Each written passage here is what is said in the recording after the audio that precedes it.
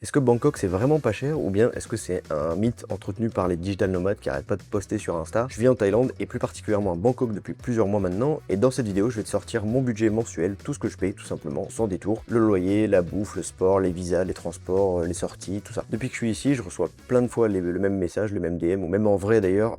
Mais toi pour combien tu vis du coup à Bangkok? Tu dois vivre comme un roi, non? Parce que c'est la Thaïlande et tout, c'est pas cher machin. Bah, la vraie réponse c'est que tu peux littéralement vivre pour 3 fois rien ou bien vivre hors de prix littéralement, ça dépend en fait de toi. Si tu fais le gros ricain à croire que tout est gratuit ou si tu vraiment fais gaffe, si littéralement tu veux vivre en fait comme un local, tu peux le faire concrètement. C'est ce que te permet en fait Bangkok et la Thaïlande de façon générale. Donc à la fin de cette vidéo, tu sauras combien je dépense pour vivre ici et comment toi tu peux couper sur certaines dépenses pour vivre pour plus cher ou moins cher selon tes envies. Si tu débarques sur la chaîne, moi c'est Maxime et ça fait maintenant plus de 7 ans que je crée des sites internet. J'ai plus de 160 missions freelance sur la plateforme numéro 1 qui s'appelle Malte. Je suis top 10% sur cette même plateforme. J'ai plus de 80 avis 5 étoiles. J'ai jamais prospecté une seule seconde de ma vie.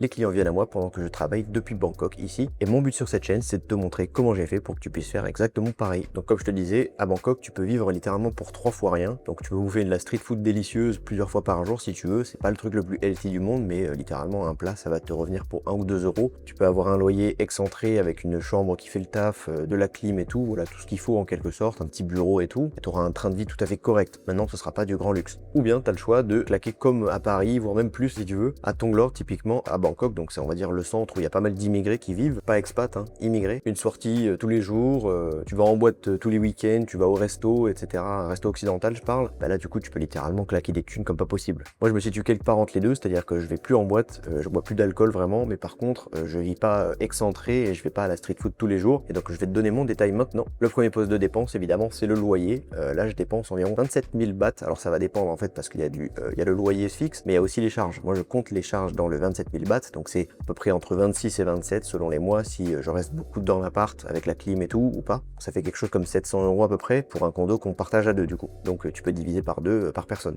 Donc on est un peu excentré, si je prends comme base Tonglor, donc qui est le centre, on va dire, de Bangkok, et ben là on est un petit peu excentré, on va être à peu près à 20 minutes en BTS, et on est littéralement à 2 pas du BTS, donc le BTS c'est le Skytrain, le transport principal en quelque sorte, qui passe du coup tout le long de Bangkok, tout le long de la rue principale qui s'appelle Sukhumvit.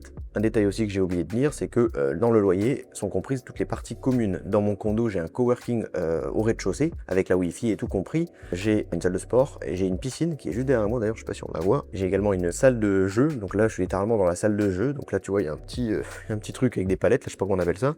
Ici il y a un baby-foot, bref voilà, il y a pas mal de choses, du coup c'est pas que un loyer avec un appartement, qui fait 45 mètres carrés d'ailleurs, j'ai oublié de dire ça, c'est aussi avec toutes les parties communes que ça devient vachement intéressant, parce que du coup j'ai une salle de sport, j'ai une piscine si je veux, j'ai un rooftop aussi, donc pour voir la ville de nuit c'est vraiment stylé. Le deuxième poste de dépense, qui est même en fait plus cher, je me rends compte que le loyer ça va être la bouffe. La bouffe je dépense à peu près environ 30 000 bahts en fait par jour, tout simplement parce que je ne cuisine jamais, je passe par Pure Prep en ce moment. Donc Pure Prep c'est un truc qui te livre tes plats tous les matins, en gros tu commandes la veille pour le lendemain et tu as tes plats qui sont livrés, qui ont les calories, les macronutriments qui sont directement dessus. Ça fait gagner un temps pas possible et c'est sain en fait, c'est ça qui est l'avantage. Effectivement je paye plus que pour de la street food et tout, mais j'ai choisi ça parce que pour moi la bouffe c'est important quand même d'être un peu carré dessus quoi. Mais effectivement si tu manges de la street food plus souvent, par exemple tu réserves Pure Prep pour un repas et pas toute la journée, sachant que là pour toute la journée je paye 1000 bahts, donc ça fait l'équivalent d'à peu près 30 euros. Si tu retires un repas et que tu fais de la street food, tu peux littéralement diviser de ouf ce prix. Troisième poste de dépense, le sport. Alors le sport ça dépend, parfois j'ai envie d'aller à la salle, donc je vais payer un mois par exemple à la salle qui est à côté de chez moi, qui est à environ 30 euros par mois, soit je paye 0 euros littéralement puisqu'il y a tout qui est dans le condo. Donc si j'ai envie de faire de la natation, je sais pas quoi, ou bien si j'ai envie de faire de la muscu traditionnelle, j'ai même des treadmills aussi pour faire un peu de running, ça fait largement le taf si j'ai pas envie de dépenser pour du sport, mais pour le coup je vais souvent quand même à la salle de sport parce que la salle du condo est assez petite, il n'y a pas énormément de choses, et à un moment donné tu as envie quand même d'avoir une grande salle avec pas mal de machines, pas mal d'haltères et tout. Donc voilà, c'est soit 0 euros, soit 30 euros en plus par mois. Ensuite on a l'assurance santé, alors ça c'est indispensable hein, si tu immigres quelque part, si tu quittes la France par exemple, ou un autre pays, peu importe, la Belgique, la Suisse et tout, bah il te faudra évidemment une assurance internationale. Moi j'ai Safety Wing, je suis pas du tout sponsorisé ou quoi, mais j'ai Safety Wing Complete, jusqu'à présent ça a été nickel, et je paye environ du coup 150 euros par mois, peut-être un petit peu plus, avec aussi la couverture pour les dents, donc par exemple les check-up pour les dents. J'ai aussi une couverture pour le vol électronique. Je me suis déjà fait voler mon téléphone à Manille par exemple, ça m'aurait bien servi. Malheureusement, je n'avais pas encore cette assurance, donc tant pis. Donc ça c'est vraiment ultra important de l'avoir, surtout si t'arrive un pépin, que tu tombes en scooter ou quoi derrière un mec en grab ou voilà, qu'il t'arrive le moins de soucis, c'est absolument primordial. Cinquième poste de dépense, ça va être le visa. Donc aujourd'hui, il y a un visa qui est assez incroyable qui s'appelle le DTV, le Destination Thailand Visa. Il coûte environ 400 $, environ 10 000 bahts, ça dépend quelle ambassade tu fais. J'ai payé environ 350 €. C'est un visa de 5 ans, multi-entrée, et qui donne du coup à chaque fois, à chaque tampon, un séjour de 6 mois. Donc en fait, tous les 6 mois, tu dois sortir du territoire et revenir, et ça, tu peux le faire pendant 5 ans. Donc c'est assez dingo pour ce prix. Et donc ce visa-là qui est vachement intéressant, c'est aussi par rapport à la fiscalité, tout simplement parce qu'il te permet de rester et de faire en fait la Thaïlande ton foyer principal d'habitation, ce qui est mon cas du coup. Donc je ne paye plus d'impôts en France, je paye mes impôts en Thaïlande, et typiquement en Thaïlande, à l'heure où je te parle du coup, depuis 2024 je crois, tous les revenus étrangers que tu rapatries en Thaïlande sont imposables. Ceux que tu ne rapatries pas en Thaïlande ne sont pas imposables. C'est intéressant en fait dans ton niveau de vie, c'est-à-dire que si tu vis pour 500 € par mois, tu seras imposé sur ces 500 € par mois justement. Et si tu vis comme un zinzin, et ben là du coup tu seras imposé sur tous les revenus que tu rapatries, donc ça va être le loyer, ça va être les trucs à l'ATM, etc. quoi. Sixième poste de dépense, ça va être les sorties, donc là c'est une estimation, on va dire que je dépense à peu près 8000 bahts par mois, plus ou moins, ça va dépendre si j'ai des potes qui viennent ou quoi. Du coup j'ai mis un truc un peu arbitraire, mais voilà, c'est à peu près correct je pense. Mais l'idée ça va être que ça comprend les cinémas par exemple, les cinémas qui sont moins chers qu'en France, un resto occidental, des visites le week-end par exemple, des trucs un peu touristiques, voilà, des cafés de temps en temps, voilà, des trucs un petit peu qui sortent de la routine du quotidien on va dire. Septième poste de dépense, mine de rien qui commence à s'accumuler en fait parce que c'est les cafés. Tout simplement, moi j'adore avoir mon petit ice latte de gros bobo le matin.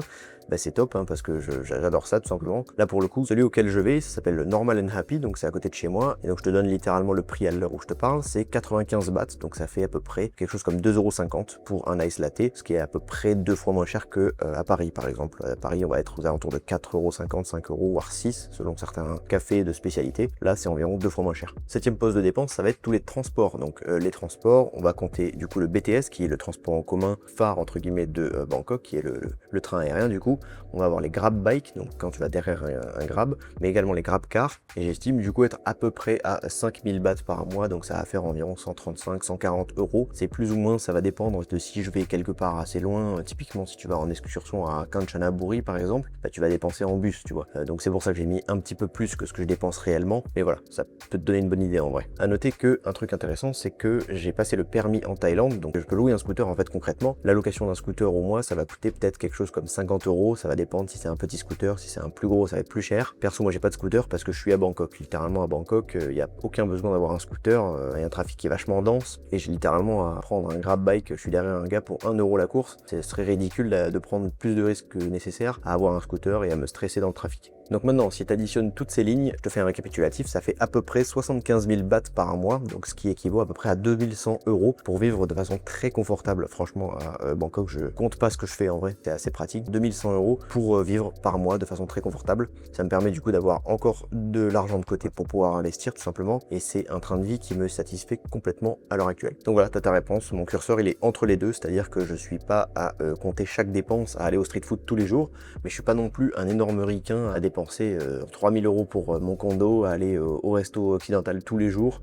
Non, j'ai un mix un petit peu des deux, je fais gaffe, mais par contre quand je vais au resto, je me prive pas, je compte pas forcément, et ça me permet du coup d'avoir un train de vie qui est super intéressant, qui est super confortable en fait. Alors maintenant, il y a 3 raisons pour lesquelles je pense qu'il n'y a pas tout le monde qui veut venir ici. Déjà, Bangkok c'est une ville assez particulière, c'est soit on kiffe de ouf, soit on déteste, j'ai l'impression. À mon avis, les 3 raisons qui poussent les gens à ne pas forcément venir ici, ça va être déjà l'attachement culturel en fait d'où tu viens, c'est-à-dire que si t'as besoin un peu de racines et tout, que tu veux ton truc, par exemple en France, tu veux ton petit café croissant le matin, bah t'en as à Bangkok, mais c'est pas non plus à tous les coins de rue que tu vas trouver une boulangerie française. Alors, en France, c'est abusé, t'as des boulangeries partout qui font des trucs délicieux, tu vois. Également tes potes, si t'as tout plein de potes en France, bah forcément, la distance va forcément commencer à te peser. Parfois ça me pèse un petit peu, cependant je les vois, j'essaie du coup de maximiser le temps où je les vois quand je reviens en France, et ça me pèse moins. Mais effectivement, c'est quand même quelque chose à prendre en compte. Maintenant, je te rassure aussi, il y a quand même une grosse communauté d'immigrés francophones ici. Tu peux littéralement te faire des potes très très rapidement, surtout que du coup ils sont un peu dans le même délire que toi, donc la connexion est plus facile je trouve qu'en France par exemple où tout le monde parle français, donc aborder les gens c'est peut-être un peu plus galère. Deuxième raison je pense c'est la famille évidemment, le décalage horaire, la distance, tout ça, ça complique forcément les moments un peu plus importants, donc les anniversaires, les urgences, les fêtes, tout ça c'est quelque chose qui est évident mais qui est quand même à prendre en compte. La troisième, spécifique à Bangkok pour le coup, ça va être le trafic et la pollution. Alors là, à l'heure où je te parle, j'ai littéralement un très bon indice de pollution, c'est-à-dire qu'on est à peu près à 20, donc ça dit qu'en gros la qualité de l'air est bonne pour le coup. Pas tout le temps le cas, parce qu'il y a un gros trafic et puis c'est quand même une énorme ville, donc parfois c'est assez pollué. Parfois le trafic est vachement dense, donc quand on va dehors, forcément ça grouille, même s'il n'y a pas de klaxon. Ici en Thaïlande, il y en a très peu, comparé au Vietnam par exemple, et ça use quand même parfois, il y a beaucoup de bruit quand même. Et si je devais ajouter une quatrième raison, je dirais que c'est l'absence de saison. Alors perso, moi ça me dérange pas du tout, au contraire, il fait tout le temps beau, il fait tout le temps chaud, ça me régale, sauf pour la saison des pluies où il pleut 1 heure ou 2 heures par-ci par-là de manière très forte. Mais si toi tu veux tes 4 saisons, tu veux ton hiver, tu veux faire ton ski, ton truc et tout, évidemment ça sera pas du tout optimisé. Mais perso, moi j'en ai rien à faire, mais ça peut être quand même une raison à prendre en compte. Voilà, t'as ma réponse à combien je dépense en fait tout simplement à Bangkok. Dans la description, je t'ai créé une roadmap pour devenir digital nomade. T'as juste à la checker dans la description. Elle est totalement gratuite. Ça va te permettre du coup d'avoir les étapes clés pour devenir digital nomade ou immigré comme moi par exemple. Check dans la description, c'est totalement gratuit. Et on se retrouve très vite pour ma prochaine vidéo. Salut!